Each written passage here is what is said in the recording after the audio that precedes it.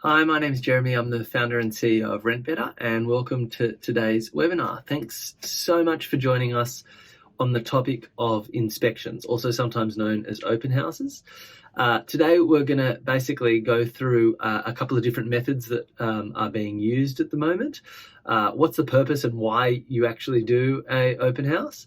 And then finally, I guess, the steps or an approach to doing it with some of the common pitfalls to avoid. As I said, my name's Jeremy. I'm really grateful for you joining us. I recognise that there's obviously a lot of other things that you can be doing right now. So thanks for taking the time and for supporting this series. We're always really thrilled with the feedback we get after each of these sessions. If you do have any questions, you're welcome to email through at info@rentbetter.com.au. So the first question that we always get is about inspections and what are the three different methods that one could use. The first one is quite obvious, which is to do a private inspection, which might be where you would directly interact with a prospective tenant and set up a specific time and go to show them the property. The second method would be to set up public inspection times, which would be to announce to the public on your ad or some other form that there is in fact an inspection going to be taking place at this particular time and let anyone who wants to come and join. The third method is one that's obviously been around for a while, but emerged probably through the pandemic over the last year or so as more popular, which relates to either a video or some sort of digital online walkthrough. And so those are the three sort of methods that one can use. But I think it's really important to think about, well, why do we do inspections or show properties at all? And I think the sort of most common answer, or obviously the purpose, is that before the individual or the group who is going to take on that lease actually signs and contracts to take on that property, that they should have a chance to see it and know what they're getting. So signing a lease sight unseen is pretty uncommon, and even with a whole range of technologies today, whether it's some sort of virtual redo of the property, or there's some pretty fancy 3D mapping going on at the moment. At the end of the day, I think from our experience, a lot of tenants are still a little bit reluctant to contract and sign a particular lease agreement without having actually seen and been in the property. And I think the same thing goes from the landlord's perspective. You don't necessarily want to contract or sign over for 6 or 12 months with a particular tenant until you've actually had a chance to meet them. So as much as that third method that I described is really, digital and showing people online is really emerging as a method and a tool in the toolkit, it doesn't necessarily replace the other two, which is someone actually physically seeing the property and you getting to meet them. So again, the purpose of that inspection, or the purpose of showing the property, is to give someone a chance to see the thing that they're going to sort of legally be bound into a lease agreement by. So when it comes to a private inspection or a public inspection, the three methods or the three steps that one would use are fairly similar, right? In the initial stages, you're going to actually prepare the property. And what do we mean by prepare it? Well, you're going to want to remove any hazards, make sure it's clean. If your tenant has a dog and you want to show the property, maybe ask the tenant to take that dog out or have it sort of in a smaller area and it's not just roaming around the property. It could be that someone takes the lease is not particularly fond of dogs. Similarly with, as I said, tripping hazards or any valuables, you kind of want to clear them out before the event takes place. And should you have a property that's in either a sort of difficult to find spot, or maybe it's in a building and there's 5 different entrances, you might like to find a way to signpost that you have to turn left here and turn right, or buzz this buzzer in this way, just so that it's easier for people to get through. So there's a lot of, if you like, common sense in that preparation. And then you're going to take people through, right? They'll arrive, whether it's a private or a public inspection, you're going to actually meet people and show them the property. Sometimes we hear of people sort of using a helicopter style where they follow them and point out absolutely every single feature.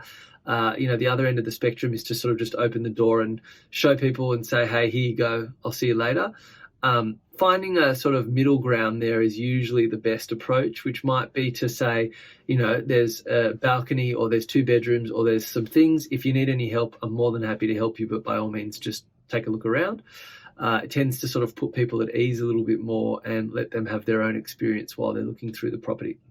So you'll have prepared, you'll have shown the property, and then there's of course a really important part in the follow-up, which is if the particular groups that came through are going to apply for that property, you're going to want to have their details to be able to communicate with them after the fact, so that A, you know when they're planning to put in that application, or B, you can get in contact and find out what's going on.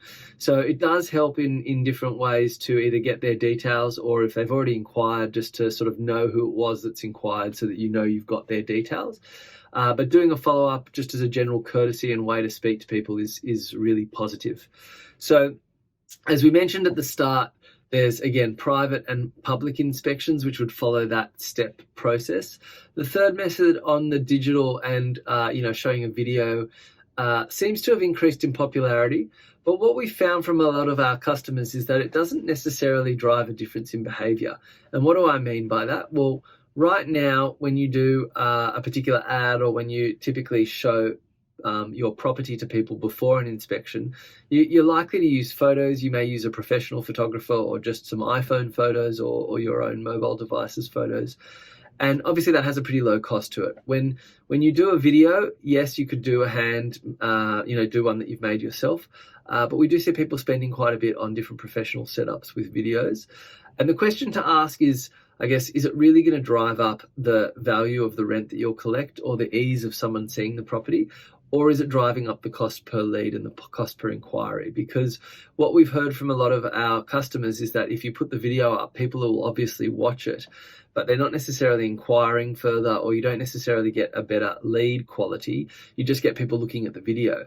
So in this regard, we sometimes say that you could offer a video and have it in the ad that says, video available upon request, or please get in contact for a walkthrough online. And that way, at least what you've done is you've got the prospective tenant's details so that you know who you're sharing that with, and you still have that follow-up ability like you would at an inspection. Sometimes just putting a video up online doesn't necessarily actually help, and the cost of that video has to be buried into the cost of finding a tenant, which I'm sure many of our customers who had spent on very expensive 3D mock-ups might ask the question whether it got them a better tenant in the end, or it was just an extra add-on and cost. So in choosing which type of inspection you'll have, that's always one consideration. The second consideration, I think, and we get asked this a lot, is between private and public. Now, obviously, during, this sort of time that we're living in with COVID and a pandemic, it makes a lot more sense to have private inspections than it does public, simply because you can control the flow of people and you know who's coming and when.